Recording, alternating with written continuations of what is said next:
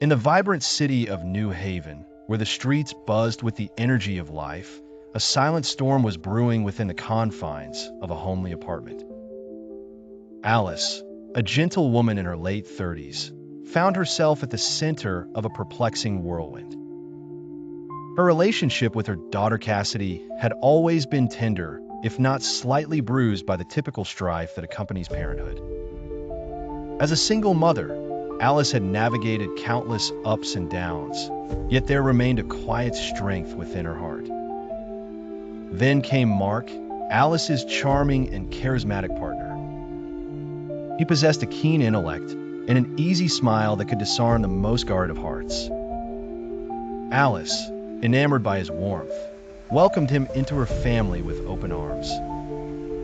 At first, he was like a soothing balm, offering companionship and understanding. However, as time passed, Alice began to sense a peculiar tension rising between Cassidy and her. Cassidy, a bright and assertive teenager, had always been headstrong.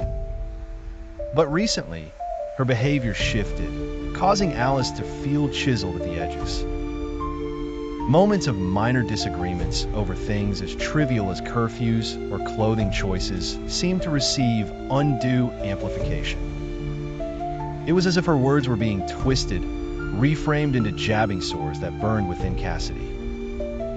Mark, with his subtle whispers and calculated opinions, had mastered the art of manipulation without appearing to do so.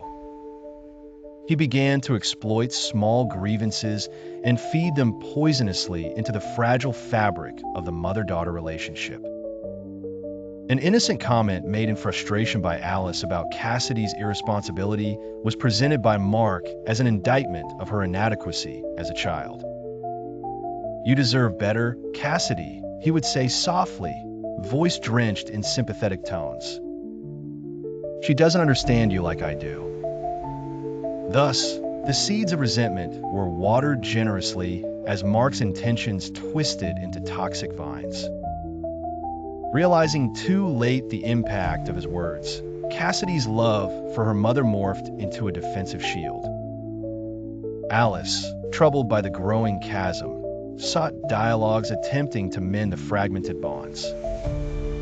Yet every attempt felt futile under Mark's watchful gaze.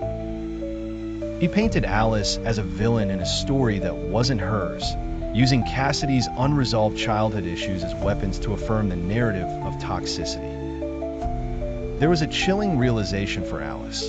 The past wounds she had hoped to heal were being reignited, fueled not by her actions, but by the person she had trusted to be her companion. Desperate for clarity, Alice finally confronted Mark.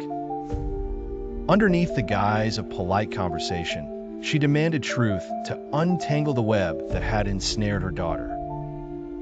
"Why are you doing this?" she asked, voice trembling yet resolute. Mark, taken aback by the confrontation, struggled to maintain his composed facade. "I'm only trying to help," he began defensively. "Help? By playing us against each other?" Alice retorted, determination etching deeper lines into her features.